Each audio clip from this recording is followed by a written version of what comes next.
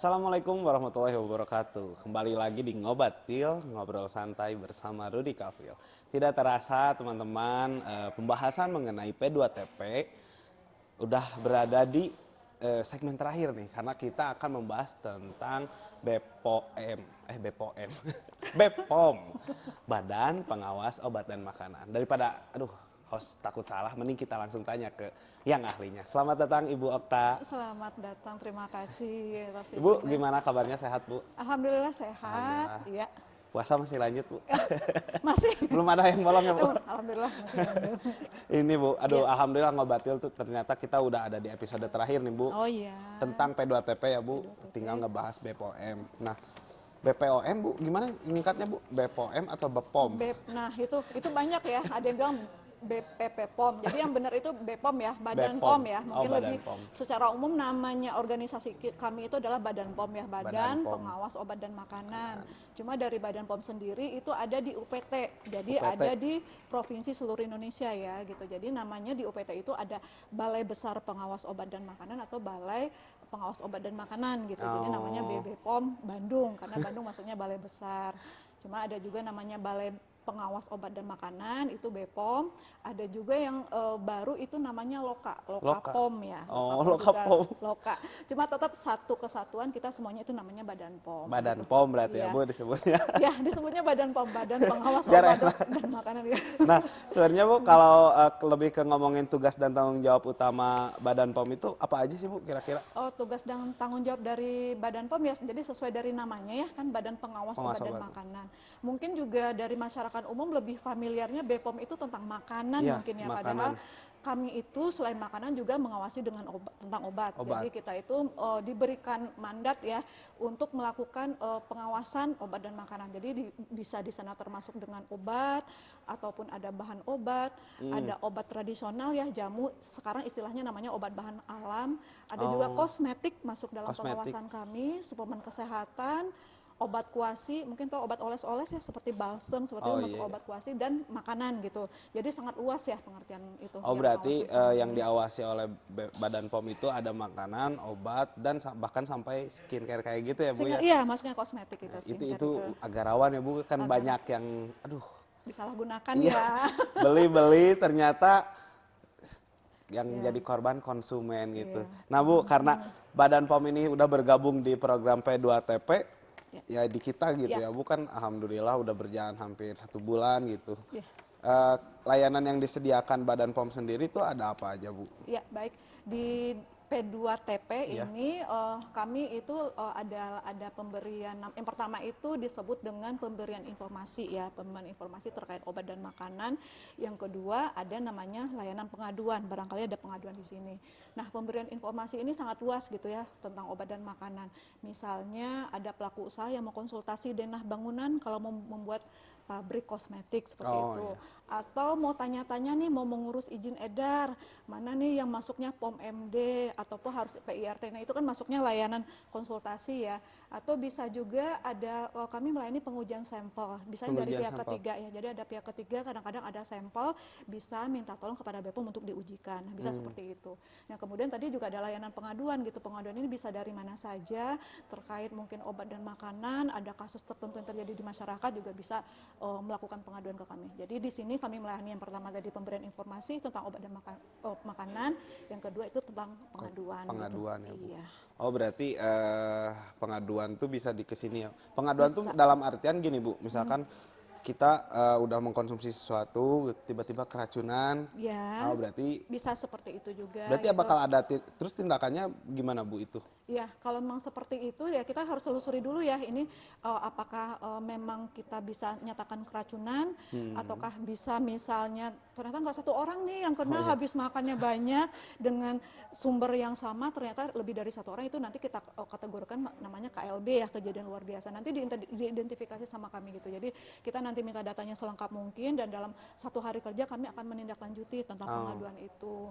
Nah selain dari itu bentuk pengaduan bisa aja misalnya pelaporan ya dari masyarakat umum misalnya ya yang menyatakan mungkin di daerah mana ternyata itu diduga membuat pabrik kosmetik ilegal. Nah bisa seperti itu juga bisa gitu. Jadi bentuk pengaduan apapun dari masyarakat karena identitasnya juga akan kami rahasiakan ya. Jadi silahkan gitu datang ke sini ya. Jadi bisa layani, teman-teman ya. yang mau mengadukan juga identitasnya dirahasiakan. Ya, Nah Bu, aman. kalau misalkan melaporkannya bisa selain datang ke sini kemana lagi Bu? Bisa datang ke sini ya karena di sini kami cuma seminggu sekali ya, di Iya. setiap hari Kamis di jam kerja, atau bisa juga di kantor Balai Besar POM di Bandung, Jalan Pasar nomor 25 Bandung, atau bisa juga ada di tempat lain ya, di Mall Pelayanan Publik di Oh kita ya, di juga ada di MPP. Kota Bandung, yang di beberapa tempat yang lain ya. Terus juga pengaduan juga tidak harus juga datang bertatap muka, kita Bisa juga via punya media media WA sosial. juga, email juga, dari media sosial kami juga bisa. Jadi silahkan dimanfaatkan media-media itu gitu. Baik, Bu, kalau misalkan gini Bu, kan ini ngomongin Badan Pengawasan Obat dan Makanan ya Bu. Iya. Lebih ke yang deket aja Bu, makanan nih. Makanan ya. Apakah UMKM, kalau kelas UMKM nih Bu, wajib nggak sih Bu, harus mereka tuh udah punya layak untuk dapat pengakuan dari Badan POM ya. gitu? Iya. Jadi sekarang memang UMKM lagi banyak ya, banyak berkembang ya, terutama tentang makanan, dan kami juga mendukung gitu, baik perizinannya gitu. Mungkin bisa dikategorikan pangan rumah tangga ya dengan SPP IRT, atau mungkin mau mendapatkan izin edar yang BPOM, yaitu POM MD gitu. Jadi itu juga nanti kalau kita jelaskan cukup panjang di sana bedanya apa gitu. Jadi secara umum mungkin kita bisa bedakan untuk pangan yang berada di rumah tangga, yang menggunakan peralatan yang sederhana, itu Iya. bisa kita kategorikan dengan pangan industri rumah tangga atau PIRT. Tapi kalau skalanya sudah berada di luar dari rumah ya, tertentu ya udah seperti pabrik gitu ya, walaupun masih UMKM ya gitu, dan ada jenis pangan-pangan tertentu yang tidak boleh dengan PIRT, nanti itu namanya perizinannya BPOM MD gitu. Oh, BPOM MD. Nah, namanya MD gitu. Jadi nanti kalau informasi lebih lanjut bisa sih kalau kami bisa kami jelaskan lebih lanjut gitu. Karena dan di kami juga sekarang itu ada namanya program UMKM Booster gitu. Jadi UMKM Booster, Bu. Iya, UMKM Booster. Jadi kami itu akan melakukan pendampingan bagi UMKM terkait dalam rangka perizinan ya, perizinan sampai nanti terbitnya izin edarnya gitu. Oh Bisa berarti, kami dampingi. nah itu Bu, boleh menarik juga ya Bu, kayak program-program yang lain sebelumnya kan di SNI ada Bina UMK, kalau iya. BPOM berarti UMKM Booster. UMKM Booster. Iya. Nah kalau buat teman-teman UMKM yang mau dapat itu gimana caranya Bu? Di kami itu kita nah ini mungkin detailnya nanti kita bisa jelasin lebih lanjut. Jadi ada kita slotnya ya. Jadi kita lagi buka nih, nanti silahkan ya, makanya di follow IG-nya BPOM Bandung, di sana nanti akan kami infokan. Misalnya pada saat sekarang kami lagi buka bagi pelaku usaha yang ingin kami dampingi, itu silahkan mendaftar di situ, karena juga slotnya kami batasi ya. Oh dibatasi ya Bu? Dibatasi, nanti ditutup, dan periode tertentu mungkin bisa kami buka kembali gitu. Jadi Biasanya itu dalam beberapa bulan sekali enggak Bu? Atau random aja Bu waktunya? ada waktunya ya, jadi ada waktunya, tapi lebih detailnya kami selalu mengupdate gitu informasi ini di IG BPOM, bepom.bandung, itu kami update informasi terkait ini gitu. Jadi bisa teman-teman pokoknya follow aja. pantauin terus ya Bu, Ya, pantau media terus. sosial bepom.bandung gitu, Iya. supaya dapat kesempatan. Nah ini Bu yang mari gini ke, nah Bu, ngomongin soal BPOM kan, berarti yang mengawasi semua makanan dan obat-obatan yang ada di negara kita nih Bu. Nah ada nggak kayak ciri-ciri atau himbauan yang buat masyarakat tuh gimana sih? Oh ini kayaknya produknya ilegal nih. Ini Ya. produknya berbahaya nggak nih? Itu bisa dilihat dari apanya Bu, selain ada logo BPOM gitu? Oh iya, Karena- jadi apa ya, kalau kita berbicara umum ya, tidak hanya makanan ya, karena BPOM itu termasuk juga mengawasi komoditi obat tradisional, kosmetik ya. Yang penting itu kita lihat dari labelnya ya, label itu gitu. Jadi kalau mau melihat apakah produk ini terdaftar apa tidak, selain dari labelnya itu juga bisa kita mendownload aplikasi namanya BPOM Mobile. Jadi dari BPOM Mobile itu nanti tinggal di scan pada produknya. Ini tidak hanya terbatas pada makanan. Nah itu bisa dicek apakah ini terdaftar apa enggak. Karena pada saat kita scan itu akan keluar informasinya, nama pabriknya apa, komposisinya apa, berarti itu lokasinya di mana gitu. bisa apa ya Bu, alternatif bisa ada ya oknum-oknum yang nakal. Iya, barangkali ya kalau yang nakal ya misalnya nomornya palsu, ini salah ya nempel. Jadi kita bisa Validasi dari lagi situ. ya, Bu? Iya, kita bisa lihat dari situ, dan udah banyak juga ya rasanya juga informasi dari masyarakat juga mungkin udah banyak tahu juga, udah familiar dengan BPOM Mobile. Jadi yang belum mendownload mungkin bisa download BPOM Mobile, atau nama aplikasinya Cek BPOM, ada dua itu. Cek BPOM, Cek BPOM yang satu lagi. Terus kemudian karena sekarang bulan suci Ramadan ya, dan juga banyak yang menjual jajanan ya, jajanan. Kalau takjil itu kan nggak ada ada nomor izin edar ya, jadi Iya, taunya Bu. gimana nih Tahu-tahu tajil itu yang gitu. tadinya ada satu daerah sepi gitu, tiba-tiba semua pedagang. Lagi ramai sekarang ya. Iya, Nah itu kan emang rawan ya Bu. udah rawan ya gitu. Nah itu makanya karena tajil itu kan nggak ada nomor izin edar, kan nggak mungkin di scan ya Iya, kemasan-kemasan tajil karena polosan semua.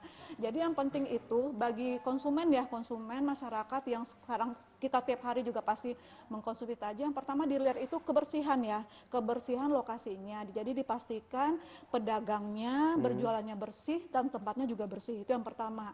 Yang kedua kita lihat juga tajilnya itu dalam keadaan terbuka apa tertutup gitu. Karena kan kalau jenis kolak misalnya atau minuman terbuka, nah itu kan potensi akan terjadinya cemaran juga tinggi ya gitu karena tidak tertutup. Khawatir nanti dikonsumsi malah sakit perut, malah banyak lagi penyakit setelah itu gitu. Karena lagi marak keracunan ya sekarang ya. Nah itu hati-hati ya. Jadi malah masal gitu. Kemudian juga dilihat terutama tajil yang ada warna.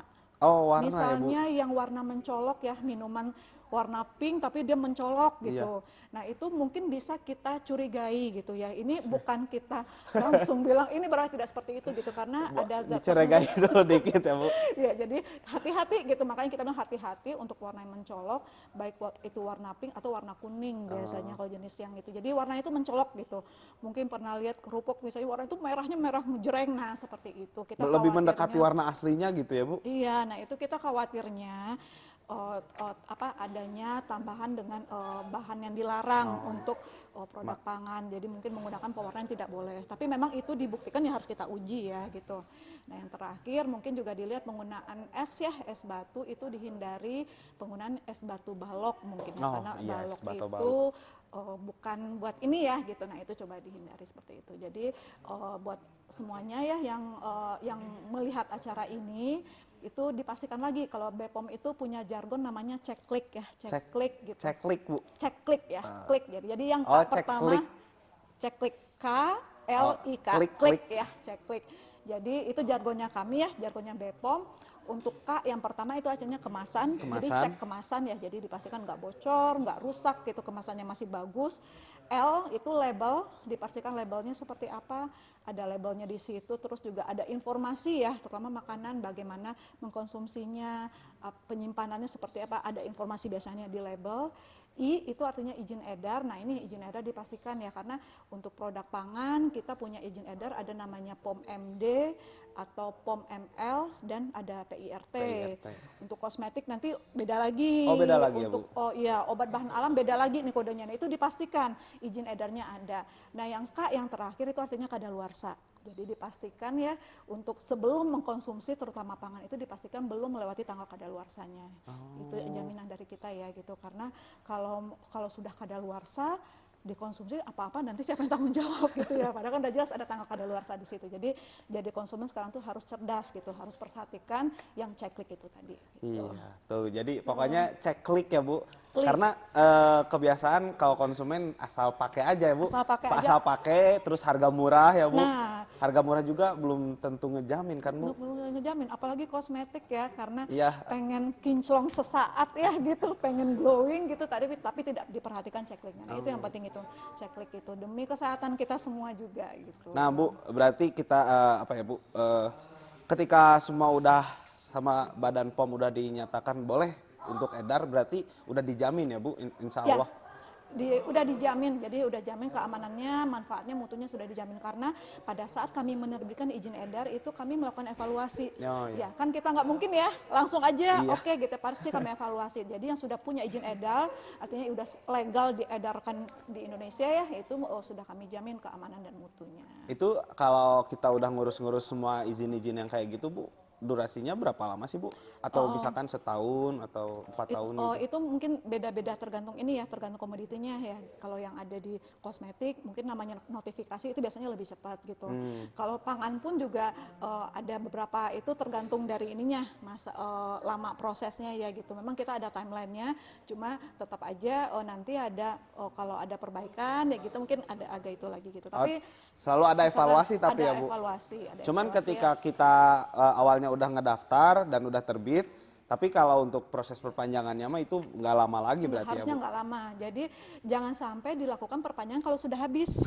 Nah itu Itu yang kayak kembali lagi ke awal nggak Bu kalau gitu? iya, jadi ada persyaratannya kembali lagi ya, makanya 30 hari sebelum habis. Jadi ini ada tertentu nih per komoditi punya timeline masing-masing ya. Jadi jangan sampai habis 30 hari atau 60 hari sebelum habis izin edarnya segera dilakukan registrasi ulang. Registrasi. Nah Bu, tadi tuh saya lagi tertarik ngomongin SMK Booster. Tadi tuh berarti pendampingan buat misalkan kita udah daftar mau apapun gitu, usaha apapun, daftar pendampingannya tuh kayak gimana sih Bu?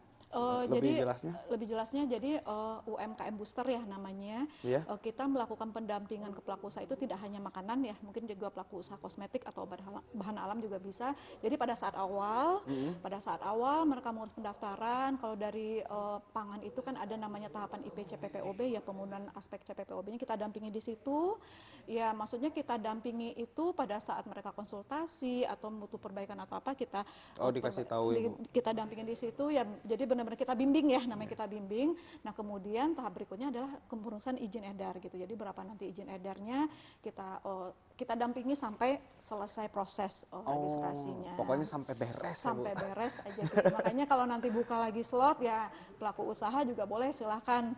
Tapi gimana Bu, apa antusiasnya ada program ini? Ada, masyarakat sangat antusias ya. Mungkin juga bagi masyarakat awam mungkin yang belum tahu kok kayaknya susah ya gitu. Jadi susah, udah rumit duluan gitu. Padahal sebenarnya setelah kita jelaskan dan mulai melakukan juga mungkin nggak sesusah yang mereka bayangkan.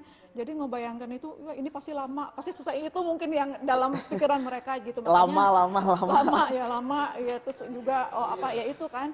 Jadi itu kita dampingi dari awal itu sampai nanti izin edarnya terbit. Gitu. Nah, itu biasanya ada sebulan nggak sih Bu? Atau sebulan biasanya? Mungkin ada sih sebulan gitu. Tapi ya segitu mah worth it ya Bu? Iya worth it gitu, dan itu pun juga kan kami dampingi ya gitu, kita dampingi sampai memang selesai gitu izin edarnya sampai terbit gitu. Nah sobat, jadi meskipun nanti mau bikin izin BPOM, izin edar dan sebagainya, ada satu hal yang harus diurus dulu oleh sobat, yaitu punya NIB, ya nggak Bu? Tuh. Nah jadi kalau misalkan belum punya NIB nggak akan bisa lanjut Tuh. ke perizinan yang lain ya Bu. Jadi teman-teman yang punya usaha yang belum punya NIB, bikin NIB dulu. Nanti teman-teman bisa datang ke DPM PTSP di Jalan Windu nomor 26. Nah setelah bikin NIB baru nanti bisa mampir ke loket BPOM di sini. Setiap hari apa Bu? Loket BPOM itu hadir di setiap hari Kamis jam 9 pagi sampai jam 3 sore. Nah, itu untuk di bulan puasa ya Bu? Ya, di bulan puasa sampai jam 2 siang ya. Kalau bulan puasa jam 2 siang. Iya. Untuk penutup Bu, ada yang mau disampaikan ke teman-teman Bu? Ya, buat teman-teman semua yang ingin tahu tentang BPOM seperti apa, mau konsultasi ya silahkan datang ke, lupa tadi apa namanya? P2TP. Ya, ulang lagi deh. Iya. Ya, oke. Buat teman-teman semua yang mau tahu informasi tentang obat dan makanan ataupun mau mengajukan pengaduan bisa datang ke P2TP yang beralamat di Jalan Windu nomor 26 Kota Bandung. Ditunggu di nomor 8 ya, BPOM itu akan ada setiap minggu, setiap hari Kamis jam 9 pagi sampai jam 3 sore. Oke. Baik, terima kasih Bu Okta atas waktu dan ilmu informasinya yang sangat bermanfaat ya Bu. Semoga kita bisa ngobrol lagi di lain waktu. Oke teman-teman, buat teman-teman yang masih punya pertanyaan bisa simpan di kolom komentar, nanti akan saya jawab di waktu santai. Terima kasih, saya Rudy Kafil dan saya Okta. Pamit undur diri. Assalamualaikum warahmatullahi wabarakatuh. Waalaikumsalam warahmatullahi wabarakatuh. Ibu hatur nuhun.